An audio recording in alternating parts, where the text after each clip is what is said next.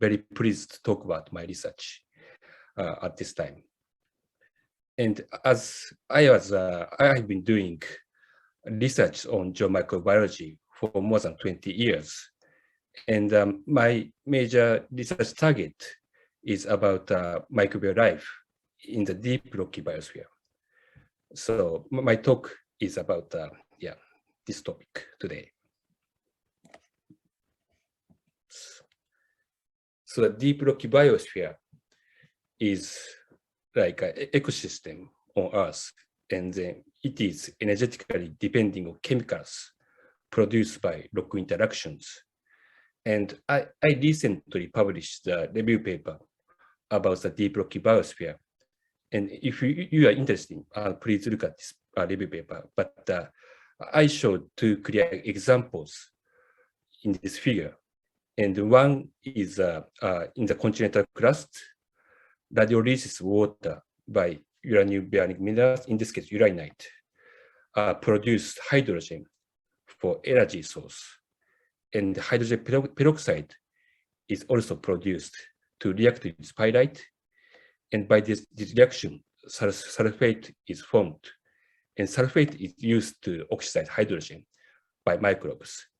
And then this process was found in 3 kilometer deep groundwater at South Africa gold mine.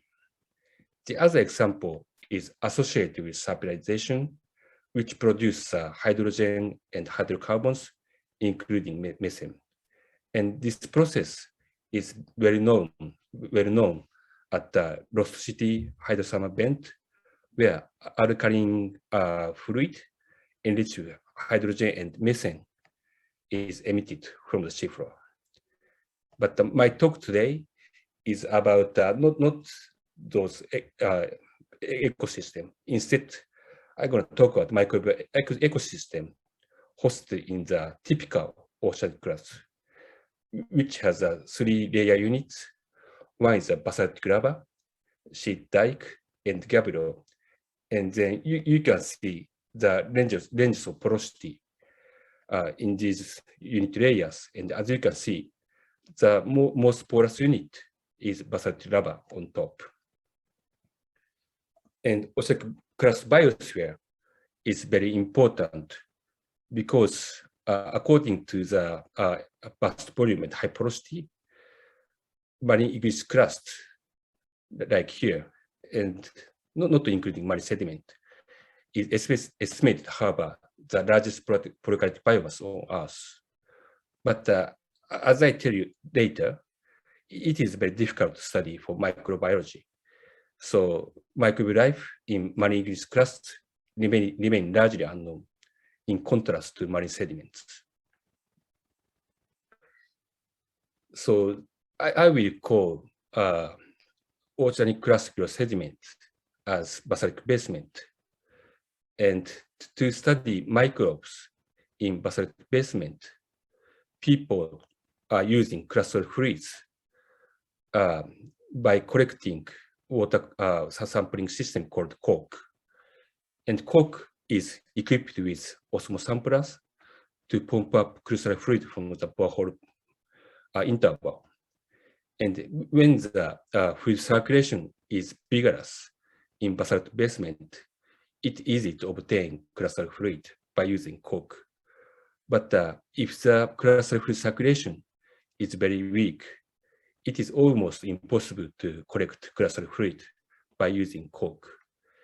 In this case, we have to study drill core samples.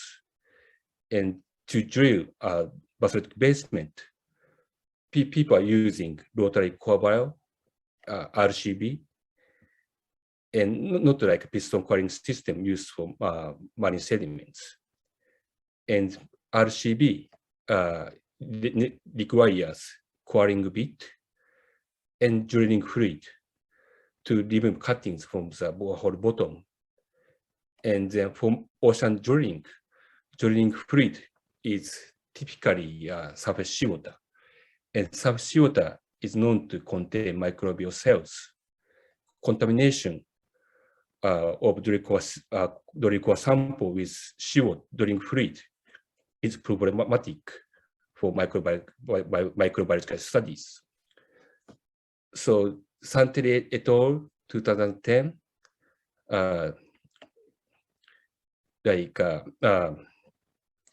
reported that drilling-related contamination is difficult to avoid for basalt basement unless an improved method is developed. So my talk today is about a new method successfully developed to unveil microbes in drill core samples from basalt basement. And results were very unexpected. So the Nature made a press release when my article was published by Communication Biology in 2020. And this was a top nomination. As a result, CNN broadcasted news about the findings, saying that the life found in rocks beneath the ocean floor gives scientists hope of finding life on Mars. And National Geographic also made articles about the findings as shown here. So before I talk about details of my research, let me give you some background for oceanic crust. And this figure shows the age of oceanic crust, and red color at ridges and blue colors at subduction zones. And average age of oceanic crust is about 100 million years after formation, called 100 MA. And then it is very important to mention that 90% of oceanic crust is older than 10 MA. So my talk is about oceanic crust older than 10 MA. So that is very important point. And this is a bathymetric map showing that based on the seawater depth, there are oceanic regions categorized as ridges, ridge flank, and abyssal plain. And ridge flanks are relatively shallow here, which is explained by thermal expansion from the higher temperature present under the ridge.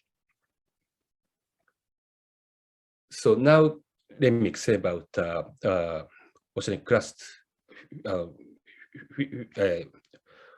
in terms of depth and heat flow. And left figure shows you depth versus age. And as you can see, after 10 MA, oceanic crust is mostly located at the abyssal plain.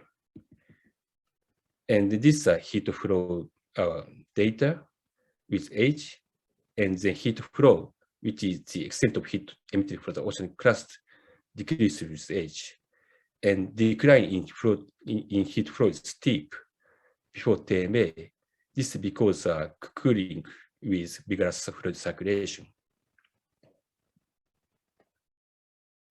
So changes in heat flow in oceanic crust indicate the status of fluid circulation. And this is fundamentally very important, and it's very difficult to understand.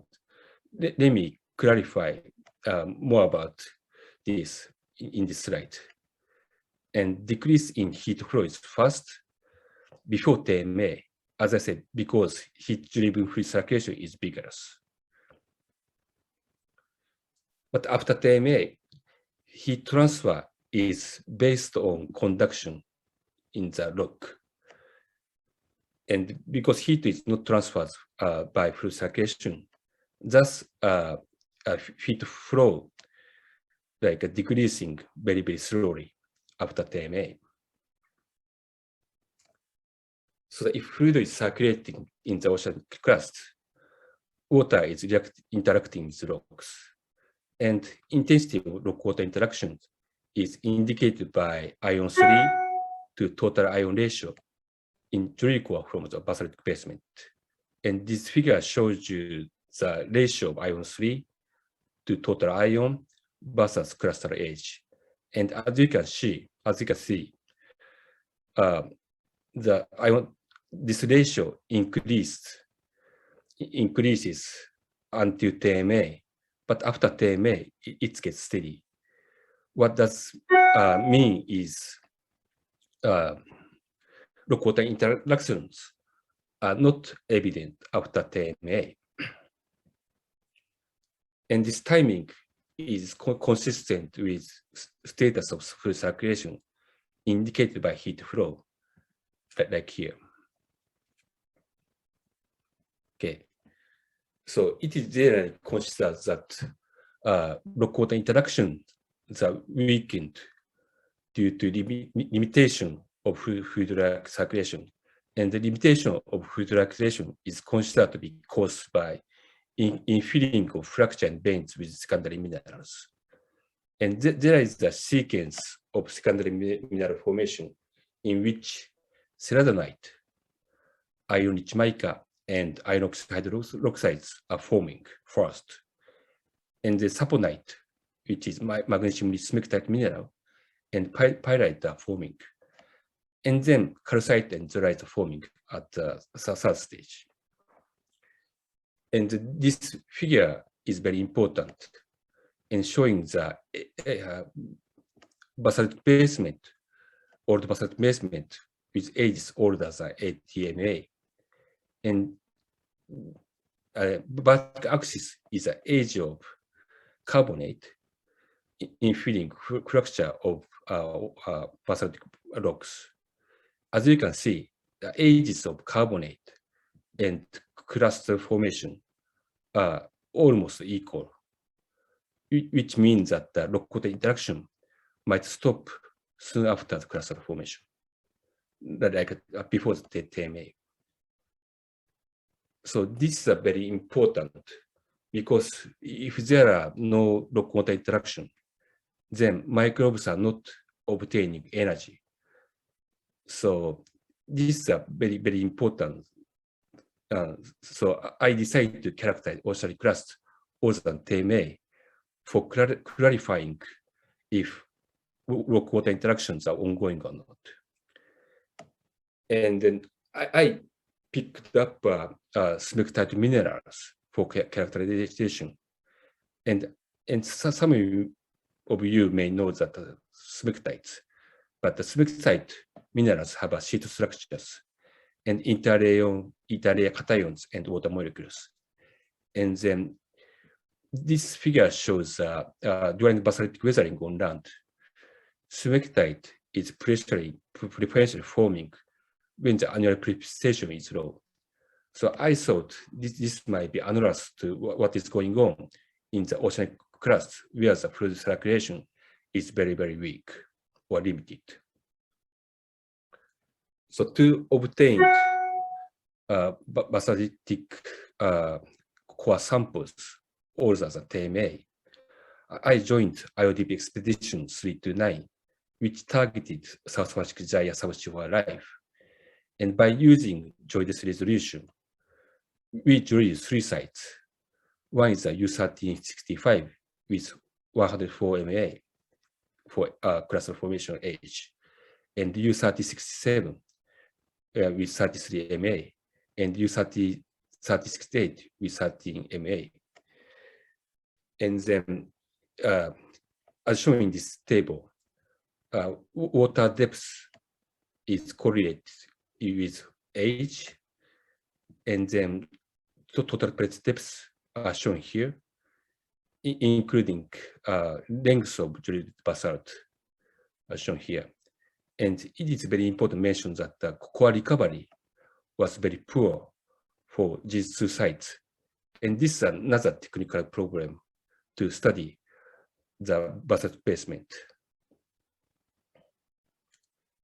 And South Pacific Gyre is an oceanic province well known for extremely low primary productivity, as indicated by the concentration of chlorophyll A at the sea surface. And as a result, these figures showing us sediment depth profiles of TOC, cell number, and oxygen concentration. And TOC and cell numbers are very, very low in sediments, whereas oxygen concentration is relatively steady throughout the sediment column, which means that the oxygen is penetrated into the underlying basalt basement, at least on top. So this is very important for microbial ecology. So now let me show you the method to characterize clay minerals. And then I picked up basaltic core samples with fractures and bay. And then I made thin sections, including fractures and veins. And after observing with optical microscopy, I characterize fractures and vein by using semi-EDS and micro-Raman spectroscopy. And once I found the smectite minerals, then smectite minerals were prepared for ultra thin section by using a focus ion beam fabrication system for TM-EDS analysis. In parallel with thin section characterization, I crushed the core samples into powder, and the clay fractions were separated by suspending the powder sample into water. And then separated clay fractions were subjected to semi-EDS and TEM-EDS analysis, similarly to thin section characterization. So first, I analyze 2D based and old sample from site U3065, and I thought it is less likely to find local interaction from the older and deeper basalt basement. But if I find the evidence, it will be very exciting. So left pictures basaltic core with seledenite fractures. So seledenite is a green mineral. And then in between basalt and seledenite fracture, I found like a fibrous material around here. And EDS spectra is pretty much similar to smectite minerals, but Raman spectroscopy didn't get any peaks. In contrast, seledenite. So, and it's also found that we have no peaks from like a core sample with iron hydroxide veins. So without any peaks in Raman spectra, it is hard to tell what kind of solid materials they are. So we performed nanomineralogical characterization for the fibrous material. And this is a TM picture of fibrous material. And then we got the EDS spectra similarly obtained by SE semi-EDS. And we got also diffraction pattern indicating the structure of this fibrous material. And these spectra and diffraction pattern are very, very similar to those obtained from smectite minerals. And then as for clay fractions, we got like same spectra and diffraction pattern. So these are identical material. And we also found the fibrous material like closely located to the iron oxide hydroxide veins. And then EDS spectra and diffraction pattern, not shown here, but the diffraction patterns were identical to those found in seledenite field fractures, as well as the clay fraction separated from this core sample. So these fibrous materials are pretty much smectites. But to strictly determine the mineral phase of smectite, XRD analysis must be performed. And then I performed XRD pattern analysis. And then I'm not going to explain the details of XRD patterns, but the fibrous material was identified to be ion 3 smectite called Nontronite. And then actually, these are clay fractions, but composition and structure are same for these fibrous material from thin sections. So these are all non-Nontronite smectite. And now, yeah, 15 analysis is very, very hard to perform, but X-ray-based method is very easy. So I characterize many core samples, including 33 and 30 MA samples. And then we found Nontronite from 104 and 33 MA core samples. But Nontronite was not found in 13 MA core samples, like here. So to make sure that there is the Nontronite present in the veins of 33 MA core samples, I performed the SEM-ED analysis for thin sections. And as you can see, like Nontronite is present along the selenite veins. So Nontronite formation is real for 33 MA core sample as well. So now let me discuss about what Nontronite formation tells us about the basaltic basement. So presence of Nontronite in this basaltic basement is associated with weak fluid circulation, where elements from basaltic dissolutions are enriched to reach the saturation of Nontronite. So this is a basaltic matrix from which these elements are dissolved. And if the fluid circulation is low, yeah, Nontronite can be formed. But in case fluid circulation vigorous, as exhibit for scientific basaltic basement, elements from basalt dissolution are diluted. So there is no saturation for Nontronite. So this is our explanation for the difference in Nontronite formation.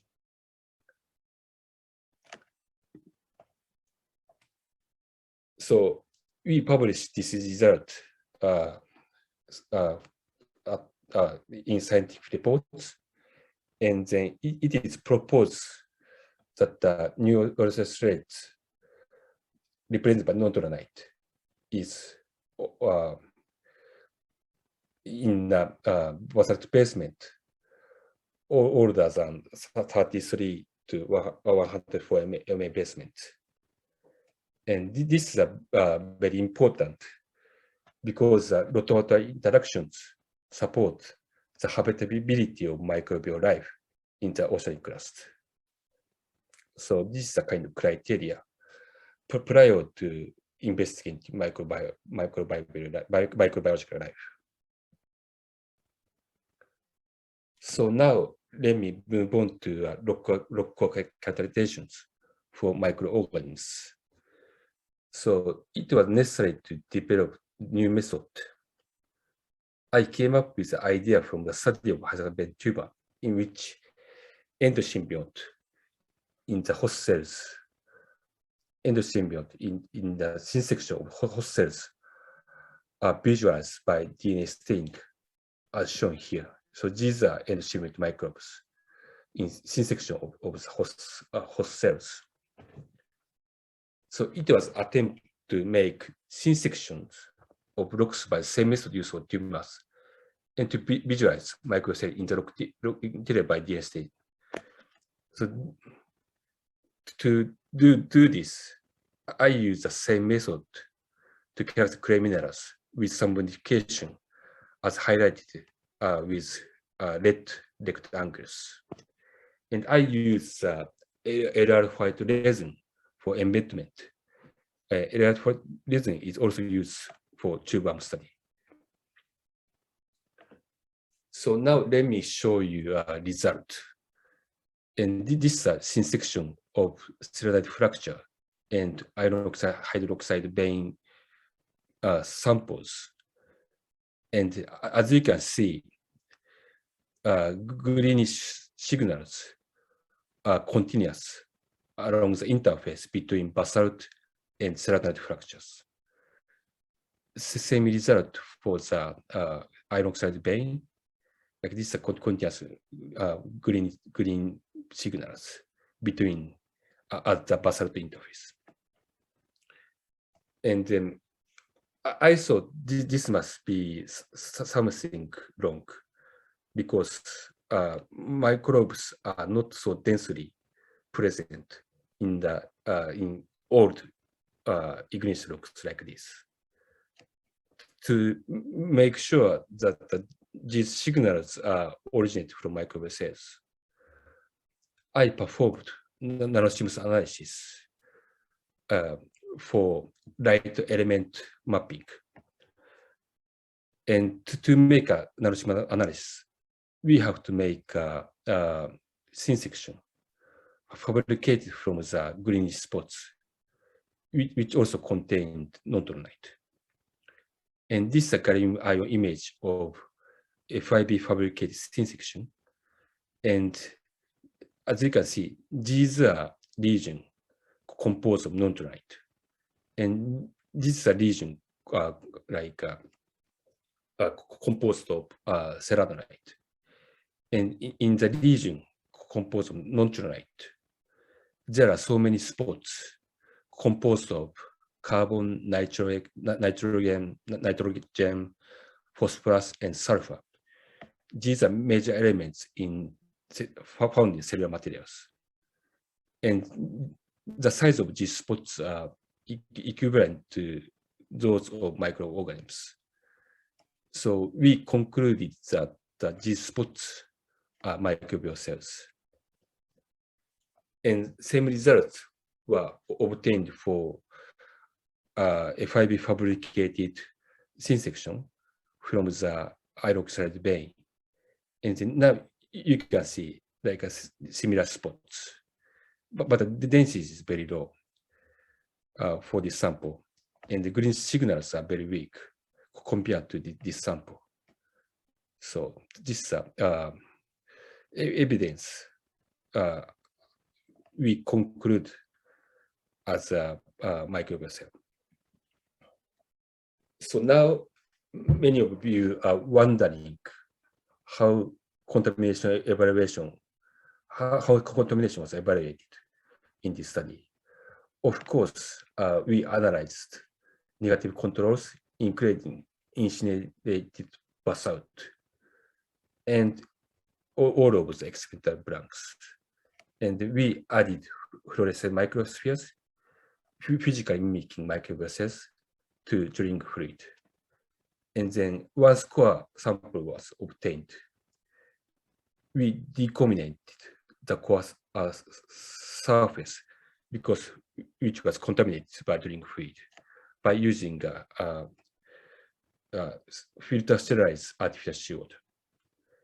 And during this decontamination steps, we monitor the number of microspheres decontaminated during these steps. And then after decontamination, we subsampled rock interior and then detect, we analyzed for the microsphere counts. And as a result, many of the rock interior samples were not detected with microsphere, which means the contamination level is very low. But some rock interior samples were detected with microsphere, which means the contamination level is high. So I analyze this sample as a contaminated control to see what kind of microbes are contaminating. But this contamination evaluation workflow is very, very hard, was very, very hard. And then during 2 months cruise, I thought I get 10 years older evidence by the pictures of myself. This is the beginning and this is the end. So I obviously looked very old after this cruise. Anyway, I got like a microbial community structures by 60S RNA gene amplicon analysis. So this is a DNA-based method to characterize microbial populations. And then we got data from 13 33 and 104 MA samples. And interestingly, 30 MA samples has very similar microbial community as those from the northbound site.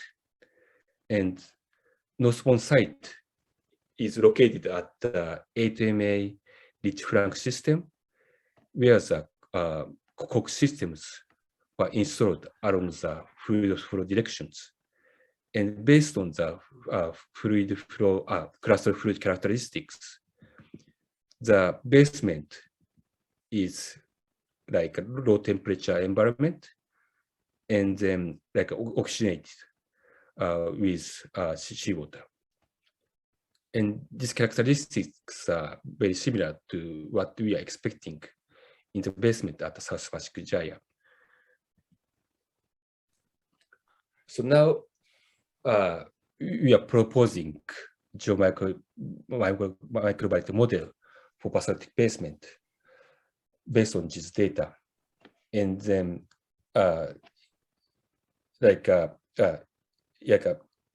young oceanic crust is associated with vigorous fluid circulation. So I think this is true for the northbound site, as evidenced by the circulation of oxygenated fluid. And dominant microbe populations are similar, and both are like Arteromonas species are heterotrophic aerobes and globally distributed in deep sea environment, like cold deep sea environment. Whereas members of Campylobacteria are autotrophic aerobes and globally distributed at deep sea hydrothermal vents. So what's going on in the basaltic basement is like oxygen seawater is circulating where there is a residual hydrothermal fluid. That's we are kind of inferred from our data. So how about old basement? Like old basement is associated with weak or negligible fluid circulation. And dominant micropopulations are Metroprofundus, which are metatrophic aerobes and globally distributed at cold ship sites. And the other dominant micro is Rosateres, which is heterotrophic aerobes. And this one is isolated from the land permeable layer and not common in the ocean. So, but dominant in the old basaltic basement. So these microbes are energetically depending on methane and organic matter. So this kind of very different what we are expecting, because organic matter is very, very poor that we thought previously. So now if we quantify organic carbon in clay fraction and compare to bulk core samples, organic matter is highly enriched in clay fraction. So it's not certain how organic carbon is enriched in clay fraction, but there are two possibilities, two possible sources of organic matter, and one is seawater carries this sort of organic matter into the basement and then trapped by clay minerals, or organic matter could be abiotically synthesized in the basaltic basement by rock interaction, as recently demonstrated by Menezes in 2018. So it's not certain which sources are important or not, but actually clays enriched with organic carbon are very, very